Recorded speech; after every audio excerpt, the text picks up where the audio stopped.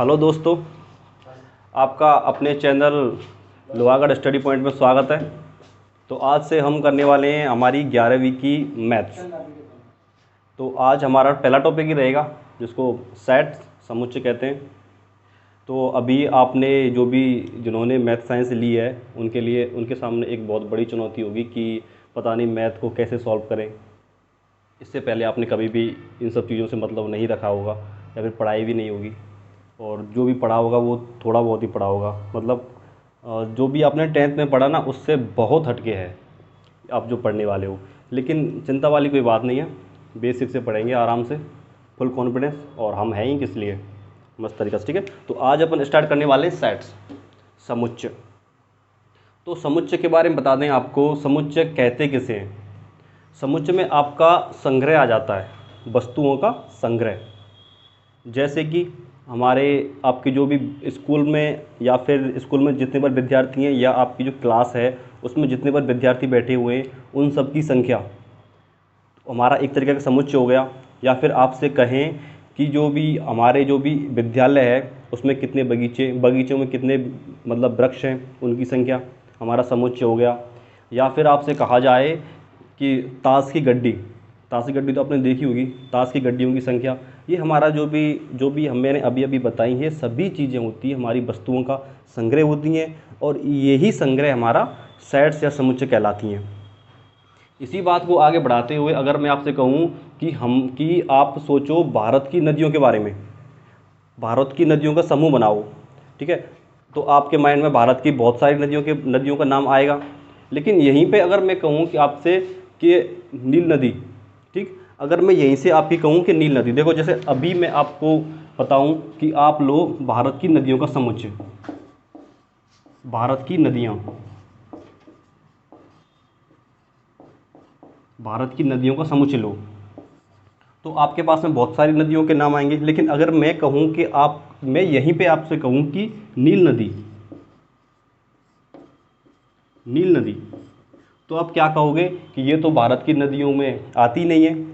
इसका मतलब ये हुआ कि जो हमारी जो भी नील नदी है ये भारत की नदियों का समुच्चय में स्थान नहीं रखती है, इससे ये बाहर है। और यहीं पे अगर हम कहें हमारी गंगा, ये हमारी भारत की नदियों में स्थान रखती है। अच्छा, इससे आपको क्या समझ में आया कि जो भी अभी हमने अभी आपको बताया है, इससे सिद्ध होता है कि जो भी हम लेंगे ना वो हमारा एक निश्चित समूह में हमको एग्जिट करना चाहिए या फिर वो निश्चित समूह में व्याप्त होनी चाहिए। ठीक है, अब और इसको बढ़ाते हुए हम बात करें, जैसे कि आपसे कहा जाए कि आप बताओ, जैसे ताश की गड्डी ले लें, ताश की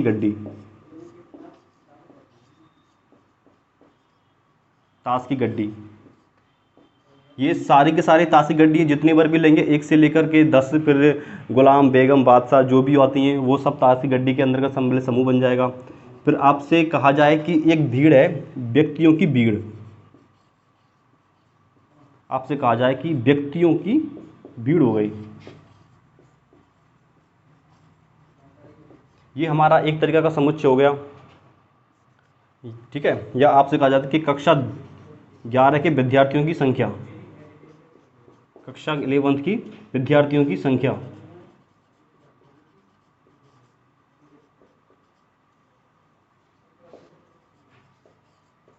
तो ये भी हमारा क्या हो गया, एक तरीका का समुच्चय हो गया। ठीक, मैंने अभी बताया आपको कि भारत की जो नदियाँ आएंगी वो हमारी इसके अंतर्गत आएंगी। लेकिन यहाँ पे नील नदी भारत की नहीं है, क्योंकि ये कहाँ की नदी है, अफ्रीका में बहती है, ये अफ्रीका में बहती है, तो ये यहाँ पे नहीं आएगी, तो इसमें वो काउंट नहीं होने वाली। ठीक, अभी इससे आपको क्या समझ में आया कि जो भी हम लेंगे ना वो हमारा एक तरीके का सुपरिभाषित संग्रह होना चाहिए वस्तुओं का। ठीक है, तो अभी हम चलो इसको साफ कर देते हैं पहले, अपने या नोट डाउन कर लो या फिर आप देख लो, कोई नहीं बाद में ले लेना, नॉर्मल ये बात तो। ठीक है, तो अभी बात करने वाले हैं हम सेट्स की जो भी आपकी जो बुक में डेफिनेशन दी हुई है ना उसके बारे में कि सेट्स होता क्या है। अब देखो सेट्स का जो आशय होता है ना, वो होता है हमारा सुपरिभाषित वस्तुओं का संग्रह होता है। क्या होता है दोस्तों?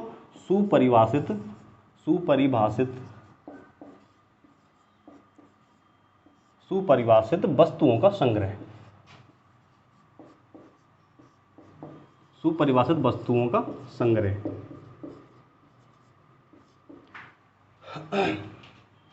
अब आप कहोगे कि ये जो मैंने अभी ये जो शब्द लिखा हुआ है सुपरिभाषित वस्तुएं, इसका मतलब क्या हुआ?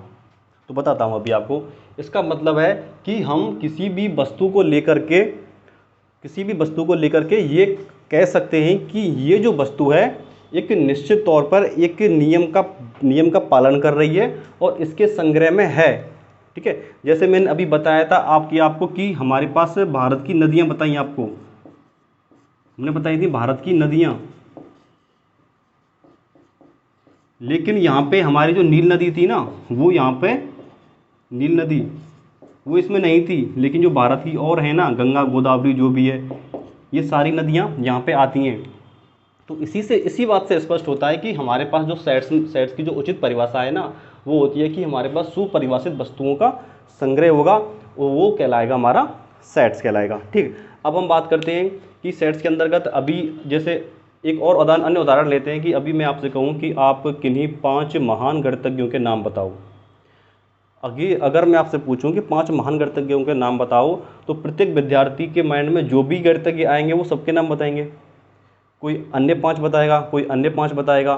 तो ये यहाँ पे परिभाषा सिद्ध नहीं होती है, क्योंकि एग्जिट मान थोड़े ना आएगा हमारा वहाँ पे, क्योंकि ना सबके मान अलग अलग आएंगे। अगर सबके मान एक आते तो वो हमारा सेट्स होता, लेकिन यहाँ पे सबके मान अलग अलग आ रहे हैं तो वो हमारा सेट्स नहीं होगा। ठीक है दोस्तों, तो अभी हम यहाँ पे सेट्स को लेकर आगे चलते हैं। तो यहाँ पे जो सेट होता है ना, वो हमारा अभी कुछ नियम याद रख लो सेट्स के लिए। क्या होते हैं कि जो समुच्चय होगा ना, ये जो समुच्चय होंगे और जो समुच्चय के अवयव होंगे, समुच्चय के अवयव होंगे, वो एक प्रकार से जो समुच्चय है उसके पर्यायवाची होंगे।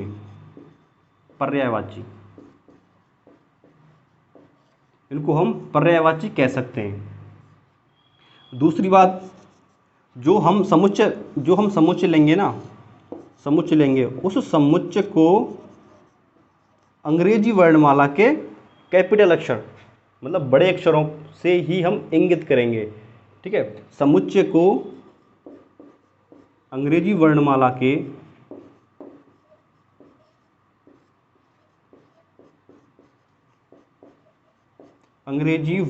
के बड़े अक्षरों से प्रदर्शित करते हैं।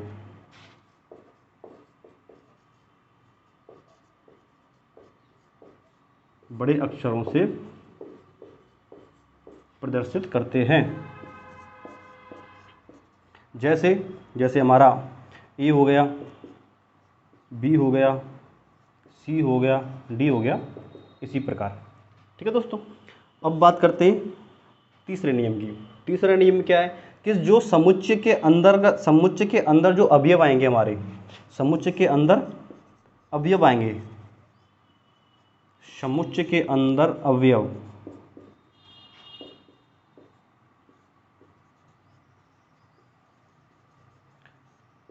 उनको अंग्रेजी वर्णमाला के छोटे अक्षरों से प्रदर्शित करेंगे। अंग्रेजी वर्णमाला के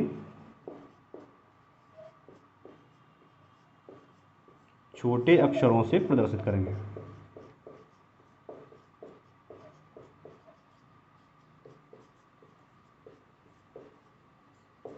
छोटे अक्षरों से प्रदर्शित करेंगे। ठीक है दोस्तों, आया समझ में? ये हमारा समुच्चय को लेकर कुछ बेसिक कंसेप्ट हैं, ये हमारे माइंड में हमेशा रहने चाहिए कि अगर कोई भी समुच्चय दिया हुआ है तो जो भी दिया हुआ है वो हमारा कैपिटल होना चाहिए। जो समुच्चय के अवयव दे रखे होंगे वो हमारे छोटे अक्षर में होना चाहिए। कैसे? जैसे हमारा ए हो गया स्मॉल ए, उसके बाद बी हो गया स्मॉल बी, फिर सी हो गया स्मॉल डी हो गया, इसी प्रकार से। ठीक है दोस्तों, ये नोट डाउन कर लो, फिर आगे बढ़ते हैं। ठीक है दोस्तों। तो देखो अभी हम जैसे अब हम आगे कहें कि हमारा कोई भी ए है, ए हमारा कोई अवयव है जो कि समुच्चय ए में है, समुच्चय ए में है, या फिर हम इसी को हम यूं भी कह सकते हैं कि जो ए है वो समुच्चय ए का अवयव है।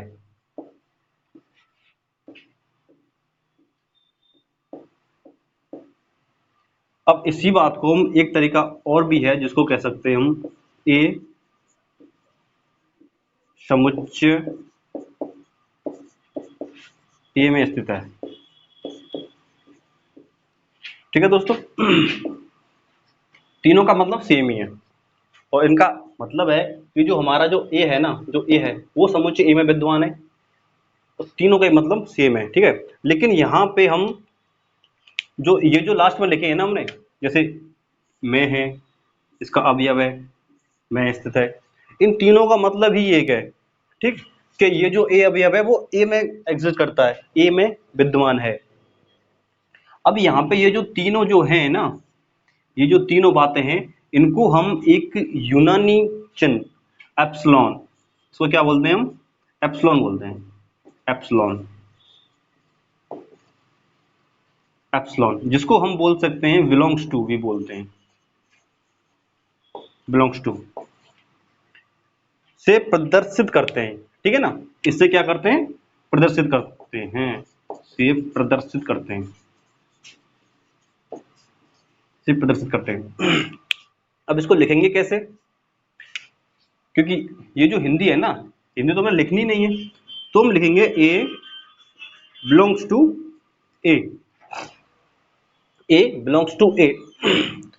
या फिर अगर जैसे कोई भी हम संख्या लें जो कि हमारी समुच्चय ए में विद्यमान ना हो, वो कैसे लिखते हैं, ए, जैसे अन्य संख्या ले लेते हैं कोई, जैसे बी, अन्य संख्या कोई बी हो गई जो कि समुच्चय ए में विद्यमान नहीं है, तो इसको लिखेंगे हम A is not belongs to ए।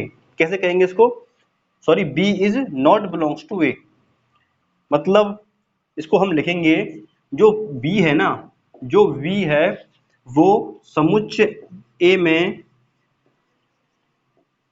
समुच्चय ए में विद्यमान नहीं है।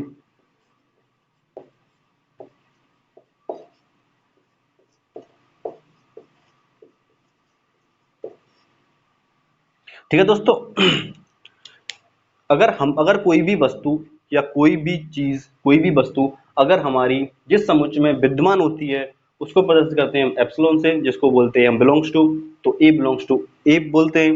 अगर कोई भी वस्तु बी है वो हमारी अगर समुच्चय ए में विद्यमान नहीं करती तो बोलते हैं हम बी नॉट बिलोंग्स टू ए। ठीक है दोस्तों, यहां तक आपको समझ में आया होगा। ठीक है, अब हम कुछ उदाहरणों की बात कर लेते हैं।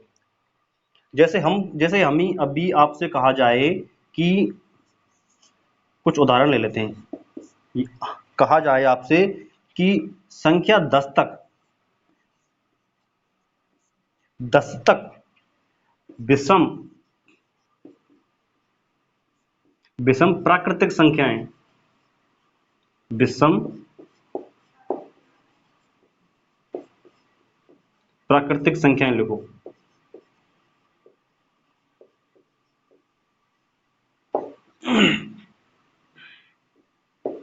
अगर आपसे कहा जाए कि 10 तक विषम प्राकृतिक संख्याएं लिखो, तो आपके माइंड में क्या आएगा, प्राकृतिक संख्या से क्या मतलब है, जैसे 1 हो गया, 3 हो गया, 5 हो गया, 7 और 9। ठीक, अगर मैं यहाँ पे 11 लिख दूं तो 11 विषम तो है, ये जो 11 है ये विषम तो है, लेकिन हम सवाल में क्या कहा गया है कि 10 तक ही देखनी है हमें 10 तक की विषम प्राकृतिक संख्या ही लिखनी है। तो यहाँ पे अगर हम इसको लिखेंगे, जैसे अभी इनका जो समुच्चय बन गया, जैसे इनका समुच्चय ए हो गया, ये हो गया, और अभी हमें पूछे कि जो 11 है तो हम 11 को क्या लिखेंगे, 11 इज नॉट बिलोंग्स टू ए। जो ये जो समुच्चय बना है ना, ये जो समुच्चय बना है, अभी थोड़ी देर में क्या प्रदर्शित करते हैं, कैसे करते हैं कितनी विधियां होती हैं वो मैं आगे आपको बताने वाला हूँ। आप फिलहाल में बस इतना समझ लो कि अगर कोई भी वस्तु या कोई भी संख्या अगर विद्यमान नहीं है उसको लिखते हैं नॉट बिलोंग्स टू ए। और अगर विद्यमान है, जैसे अभी हम यहाँ से 1 से 9 तक की प्रत्येक अक्षर के बारे में बात करें तो कैसे लिखेंगे? जैसे एक बिलोंग्स टू ए। 3 के बारे में भी कैसे लिखेंगे? 3 बिलोंग्स टू ए। 5 के बारे में कैसे लिखेंगे? 5 बिलोंग्स टू ए। और यहाँ पे 7 के बारे में 7 बिलोंग्स टू ए। ठीक है दोस्तों, तो यहाँ तक आपको समझ में आया होगा। नोट डाउन कर लें या फिर स्क्रीनशॉट ले लें, बाद में नोट डाउन कर लेना। लेकिन आप इस बात का विशेष ध्यान रखें कि आप रफ फेयर लेके जरूर बैठें। ठीक है, रफ कॉपी लेके जरूर बैठें, जरूर इनको नोट डाउन करें। ठीक है, क्योंकि ना ये बेसिक कंसेप्ट है आपका, समुच्चय पढ़ने से पहले बेसिक कंसेप्ट है और ये आपको पता होना चाहिए। ठीक है, तो ये नोट डाउन कर लो या फिर आप स्क्रीनशॉट ले लो।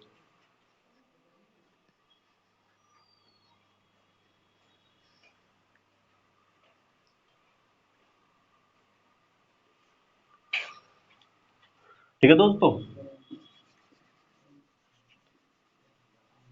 तो अभी चलो और 2-4 उदाहरण लेके देख लेते हैं, जिससे आपका जो ये जो कंसेप्ट है ये बिल्कुल क्लियर हो जाएगा कि किस प्रकार प्रदर्शित करते हैं, किस प्रकार नहीं करते हैं।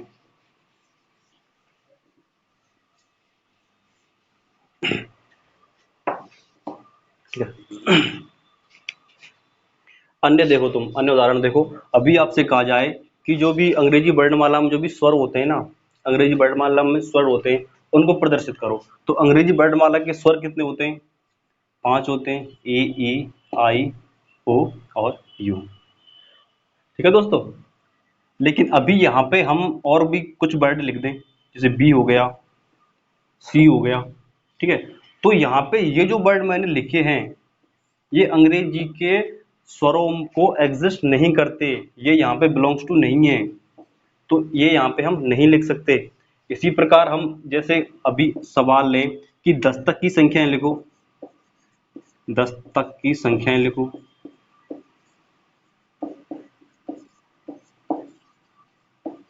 हमारा एक समुच्चय है, हमारे लिए ये एक समुच्चय है कि 10 तक की संख्याएं लिखो। तो हम कैसे लिखेंगे? 10 तक की संख्याएं 1, 2, 3, 4, 5, 6, 10। ठीक है दोस्तों, लेकिन अभी यहाँ पे जैसे हम इसको बढ़ा करके एक 11 भी यहाँ पे लिख दें, 12 भी लिख दें। ठीक है, तो 11 जो भी है ना वो हमारा नॉट बिलोंग्स टू ए हो जाएगा। ठीक है दोस्तों, और जो यहाँ पे 1 से लेकर के 10 तक जितनी बार भी संख्या है ना वो हमारी ए में बिलोंग्स होंगी या ए से संबंधित होंगी। जैसे 1 हो गया, ए बिलोंग्स टू ए हो जाएगा। 2 हो गया, वो भी हमारी बिलोंग्स टू ए हो जाएगी। क्यों? क्योंकि हमें यहाँ पर कहा गया है कि 10 तक ही संख्या लेनी है, ओनली 10 तक की, 10 से ज्यादा नहीं लेनी है। अगर 10 हमें समुच्चय 10 तक का बनाना है। ठीक है, तो आपकी ये समझ में अच्छी तरह से आ ही गया होगा। इसको और नोट डाउन कर लो। अभी बढ़ते हैं हम आगे कि ये जो सेट होते हैं या फिर इनको प्रदर्शित करने की जो विधियां होती हैं ना वो कितनी होती हैं।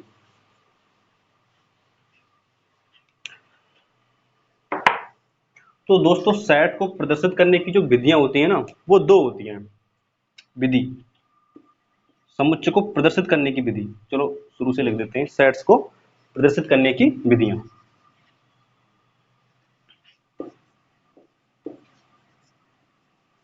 समुच्चय को प्रदर्शित करने की विधि, प्रदर्शित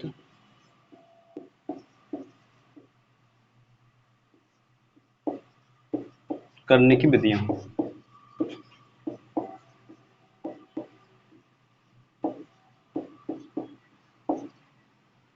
तो हमारी जो सेट होता है ना उसको प्रदर्शित करने की विधियां 2 हैं। पहली है रोस्टर विधि। कौन सी होगी दोस्तों? रोस्टर विधि। और दूसरी हो गई हमारी, पहली है रोस्टर विधि और दूसरी हो गई हमारी समुच्चय निर्माण विधि।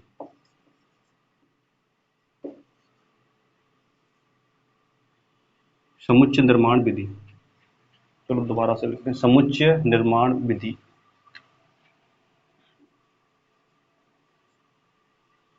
समुच्चय निर्माण विधि।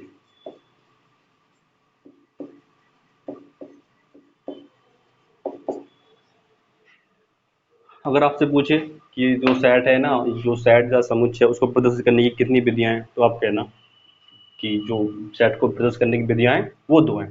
पहली विधि हमारी रोस्टर है, दूसरी है समुच्चय निर्माण विधि। तो एक एक करके देखते हैं। तो सबसे पहले हम लेते हैं रोस्टर विधि को। पहली होगी हमारी रोस्टर विधि।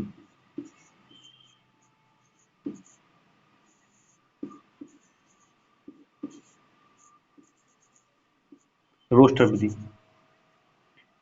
रोस्टर विधि में आपको सबसे पहले याद रखना है कि जो भी संख्याएं दी गई होंगी या जो भी समुच्चय के अंदर जो भी अवयव दिए गए होंगे उनको सूचीबद्ध लिखना है। सबसे पहले जो भी अवयव होंगे उनको सूचीबद्ध लिखना है। जो भी अवयव होंगे उनको सूचीबद्ध लिखना है। सूचीबद्ध लिखना है।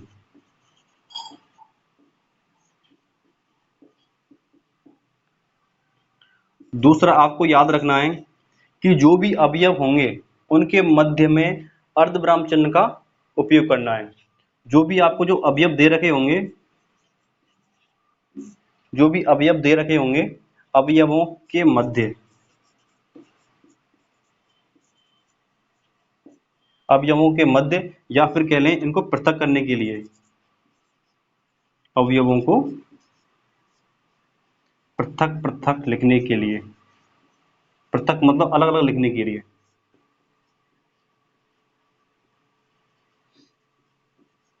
पृथक पृथक लिखने के लिए अर्धविराम चिन्ह का उपयोग करते हैं।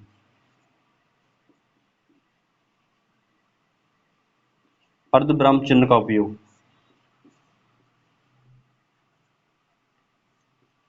अर्धविराम चिन्ह का उपयोग करते हैं। अच्छा, अर्धविराम चिन्ह तो जानते होंगे आप लोग, उपयोग करते हैं।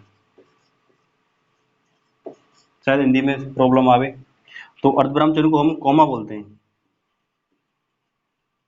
कॉमा। ठीक है, तो देख लेते हैं दोनों नियमों को कैसे करते हैं। जैसे अभी मैंने आपको बताया कि जो 10 से 10 तक की जो भी संख्या होती है हमारी, क्वेश्चन ले लेते हैं हम।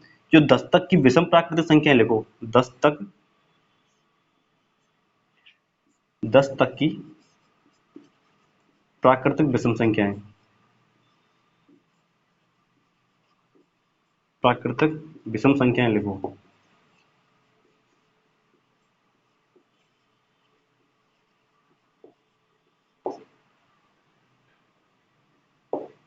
तो कैसे लिखेंगे, जैसे समुच्चय इसका ए मान लेते हैं हम, ये समुच्चय हमने बनाया और हमें यहाँ पे जो भी आपको ये जो आपको लेना है 10 तक की प्राकृतिक विषम संख्या है, तो प्राकृतिक भी है, प्राकृतिक भी है, इसके अंदर जीरो सम्मिलित नहीं होगी, और आपको विषम संख्या भी लेनी है, और लेनी कहाँ तक है, 10 तक लेनी है।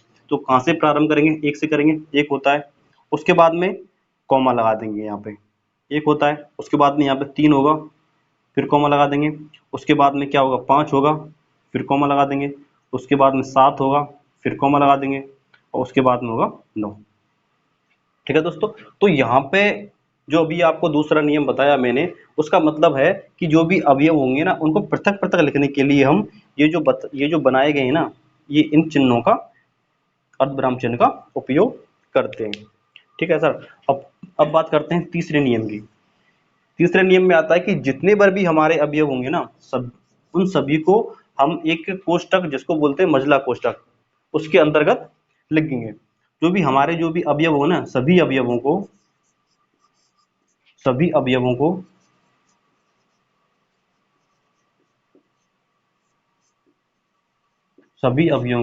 मझला कोष्टक,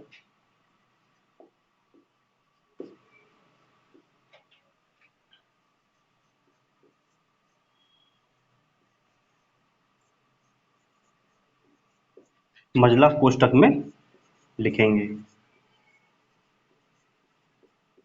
छोटा कोष्टक उपयोग में नहीं लेना है, बड़ा कोष्टक उपयोग में नहीं लेना है, हमें यहाँ पे ये जो मझला कोष्टक ही उपयोग में लेना है। देखो जैसे हम यहाँ पे अभी इसको लिखें, दोबारा से ए बराबर मझला कोष्टक 1 3 5 7 9।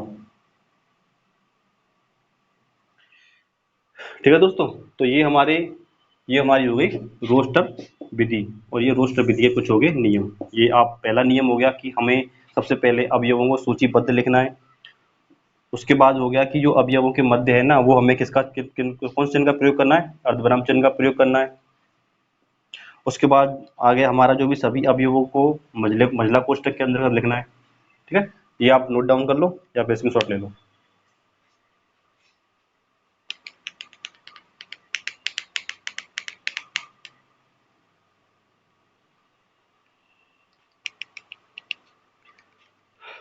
ठीक है दोस्तों, तो अभी बात करते हैं हम रोस्टर विधि के बारे में और आगे थोड़ा बहुत।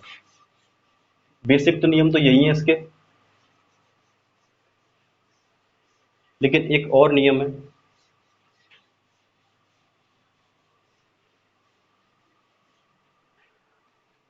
अब जैसे मैं आपको बताऊं कि जो स्कूल शब्द होगा ना, स्कूल शब्द को आप रोस्टर विधि के रूप में प्रदर्शित करो समुच्चय ए मान के।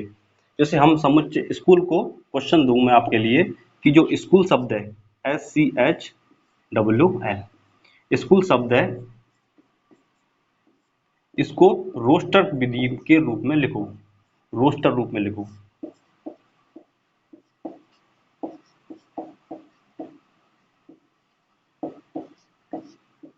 रोस्टर रूप में लिखो समुच्चय ए मान। जैसे अभी हम मान लेते हैं समुच्चय ए है, ए बराबर इसी प्रकार मझला कोष्टक बनाना है।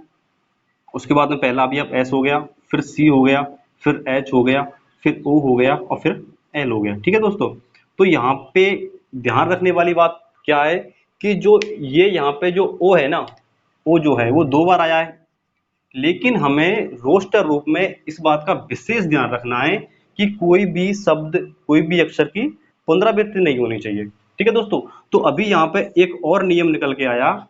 क्या आया कि सभी अवयवों के मध्य, या फिर देखो कोई भी अवयव, कोई भी अवयव, कोई भी अवयव की पुनरावृत्ति नहीं होनी चाहिए।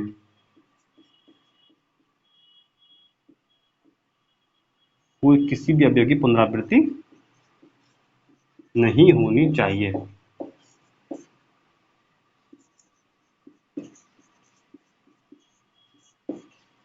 तो ओवरऑल जो रोस्टर विधि है ना, जो भी रोस्टर रूप फॉर्म है, उसके हमारे पास में 4 नियम निकल के आ गए। ठीक है, चलो रिवाइज करते हैं एक बार। पहला नियम बताया था कि जितने भी अवयव दिए गए हैं उनको क्रमबद्ध लिखो, सूचीबद्ध लिखो। दूसरा नियम आपको बताया गया था कि जो भी आपको नियम लिखे हुए हैं या जो भी अवयव आपने लिखे हैं उनको एक एक अक्षर बताया था, एक शब्द बताया था कि आपने के जो कॉमा है, कॉमा के अंतर्गत के कॉमा लगा लगा के आपको उनको पृथक करना है। फिर मैंने तीसरा नियम बताया था कि जितने भी आपके जो भी अवयव हैं, जितने बार भी आपके अवयव हैं, उन अवयवों को एक कोष्टक, मझला कोष्टक के रूप में आपको लिखना है। फिर अभी अभी आपके लिए एक और चौथा नियम निकल के आया कि जो भी आपके अवयव होंगे उन अवयवों में किसी भी शब्द की पुनरावृत्ति नहीं होनी चाहिए, या किसी भी अवयव की पुनरावृत्ति नहीं होनी चाहिए। तो आपने ये नोट डाउन कर लो, इसके बाद में कुछ और उदाहरण लेंगे।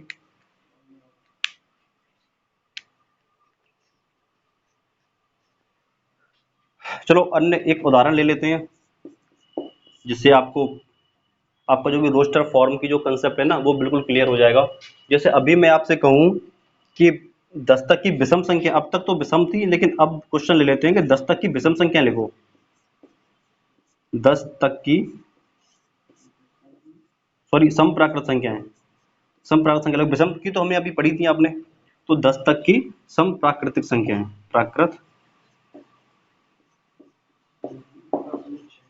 हाँ, संख्याओं को रोस्टर फॉर्म में। ठीक है सर, आपको रोस्टर फॉर्म में ही लिखना है, रोस्टर रूप में लिखो।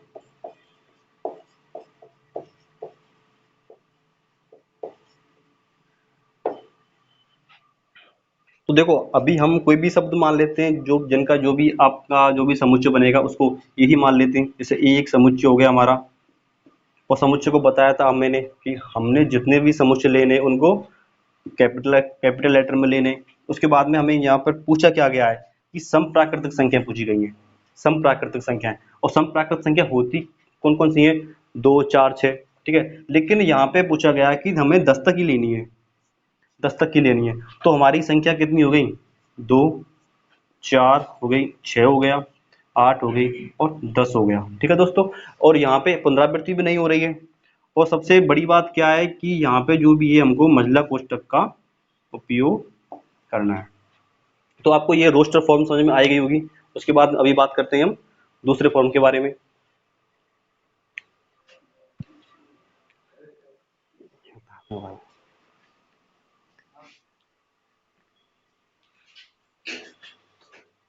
ठीक है दोस्तों, नोट डाउन कर ही लिया होगा आपने।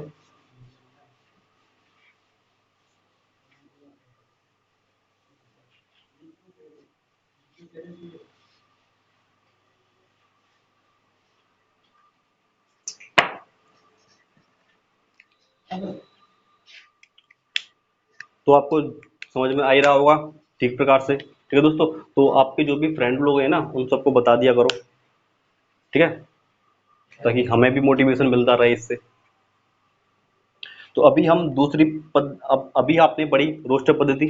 रोस्टर पद्धति के 4 मैंने नियम भी बताए थे आपको, ठीक है दोस्तों। तो रोस्टर रोस्टर विधि को आप बखूबी सीख गए होंगे, या फिर आपसे कोई भी लिखवाए तो आप आराम से लिख सकते हो। तो अभी हम दो भी मैंने अभी बताई थी आपके लिए दूसरी विधि, समुच्चय निर्माण विधि। तो समुच्चय निर्माण विधि के बारे में अभी हम देखते हैं। तो बात करते हैं हम हमारी दूसरी जो भी थी समुच्चय निर्माण विधि।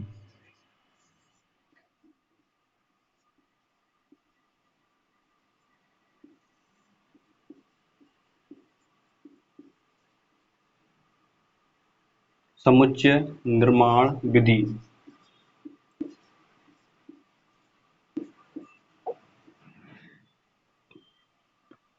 तो समुच्चय निर्माण विधि,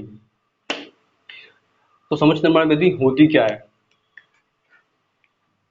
है तो ये वही विधि जो हमारी अभी मैंने आपको रोस्टर रोस्टर के रूप बताया था, रोस्टर फॉर्म बताई थी, सेम उसी प्रकार से है, लेकिन थोड़ा सा अलग समुच्चय बनता है इससे, थोड़ा सा अलग, ठीक है। लेकिन अभी देखते हैं क्या है क्या नहीं, इतना भी नहीं है। तो जैसे अभी इसको समझने से पहले मैं आपके लिए एक उदाहरण लिख देता हूँ सबसे पहले, क्योंकि इसका जो बेसिक जो नियम है ना वो थोड़ा सा टिपिकल है या फिर थोड़ा सा याद नहीं रह पाएगा। लेकिन सबसे पहले अगर मैं आपको उदाहरण बताऊंगा तो डेफिनेटली आपको जल्दी याद होगा।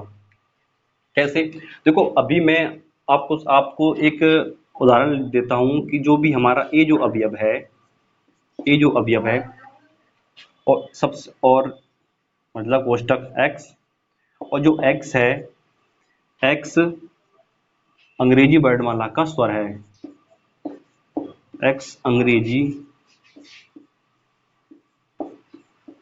वर्णमाला का स्वर है, ठीक है दोस्तों। तो देखो जो भी हमारा समुच्चय निर्माण विधि का जो भी रूप होगा ना वो इस टाइप से होगा। सबसे पहले हमें यहाँ पे ये जो हमारा जो समुच्चय है उसको लिखना है। समुच्चय ए बराबर मझला कोष्टक हमें जो भी संख्या माननी है वो x माननी है, x माननी है, या फिर हम और भी अवयव मान सकते हैं, जैसे x है, y है, z है, मान सकते हैं। तो हमें वो यहाँ पे मानना है। उसके बाद में ये जो विशेष जो अनुपात के रूप में ना कॉलन, इसका हमें विशेष उपयोग है, यहाँ पे ये लिखना ही है, यहाँ पे x कॉलम, उसके बाद में x अंग्रेजी वर्णमाला का स्वर है। अब इसका मतलब क्या हो गया, इसका मतलब हो गया कि जो यहाँ पे जो भी अक्षर आएगा ना, जो भी अक्षर आएगा वो अंग्रेजी वर्णमाला का स्वर होगा। और स्वर हमारे कितने बताए, स्वर हमारे कितने होते हैं, स्वर होते हैं हमारे 5 स्वर होंगे यहाँ पे, ए ई आई ओ यू, ठीक है दोस्तों। तो इसको ना कह के अगर हम आपको इस रूप में कहें तो इसका मतलब सेम यही होगा कि x जो है, एक्स कॉलम एक्स अंग्रेजी वर्णमाला का स्वर है। इसका मतलब है कि जो भी एक्स की जो संख्याएं होंगी वो ए हो सकता है, ई हो सकता है, आई हो सकता है, ओ हो सकता है और यू हो सकता है। ठीक है दोस्तों, या इसी प्रकार हम इसको आगे बढ़ा के एक और अन्य उदाहरण लें। जैसे ए हो गया एक्स कॉलम एक्स का मान जो भी है वो 3 less than x less than 10, ये हो गया। ठीक, अब इसका मतलब क्या होगा? इसका मतलब होगा कि जो भी यहाँ पे हम जो भी x का मान लेंगे उसका मान 3 से तो बड़ा होगा, 10 से छोटा होगा। ठीक है दोस्तों, इसका मतलब क्या होगा कि जो भी x का जो भी मान होगा वो 3 से छोटा, x का मान 3 से छोटा, सॉरी 3 से बड़ा, 3 से बड़ा और 10 से छोटा होगा। इसका ये हो गया मतलब।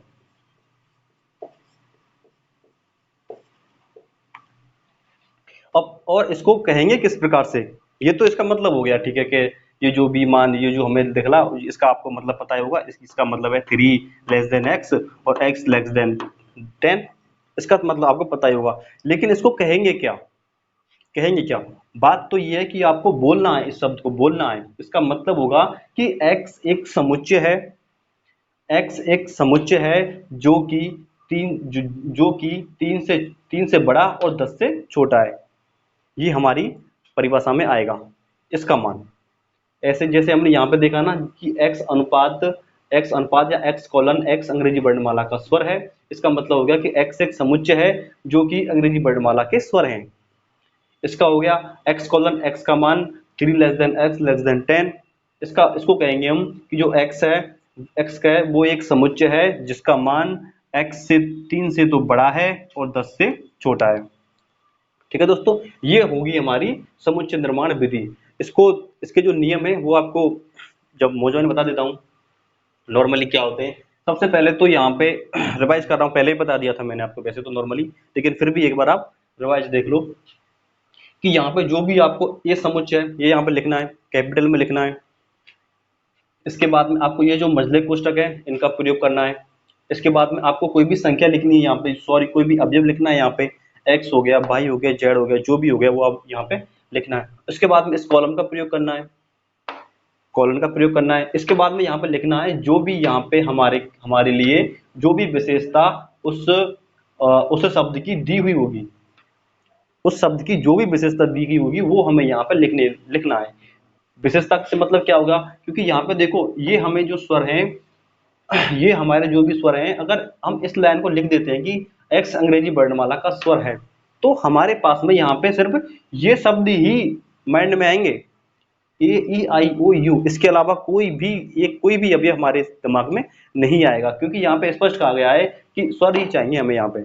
इसी प्रकार यहाँ पे देखो x का जो भी मान है वो 3 और 3 से बड़ा और 10 से छोटा है, तो इसका मतलब हमारे माइंड में सिर्फ वही संख्या आएंगी जो कि 3 से तो बड़ी होंगी और 10 से छोटी होंगी।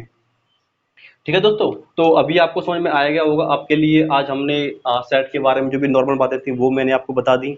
उसके बाद में सेट को प्रदर्शित कैसे करते हैं वो मैंने आपको बताया, और फिर मैंने आपको बताया कि जो प्रदर्शित करने वाली जो विधियां हैं वो 2 हैं, रोस्टर और समुच्चय निर्माण विधि, वो मैंने आपको बता दी।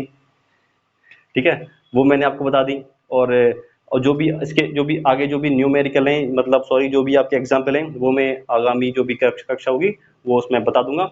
और आप इस बात का विशेष ध्यान रखें कि जो भी आपको चल रहा है ना ये डेली रहेगा, डेली रूटीन इसी प्रकार रहेगा। आप पढ़ो और आपके जो भी फ्रेंड हैं जो भी अब भी 11th में आए हुए हैं उनको बताओ क्लास स्टार्ट हो गई है, नित्य नित्य टाइम पे पढ़ें।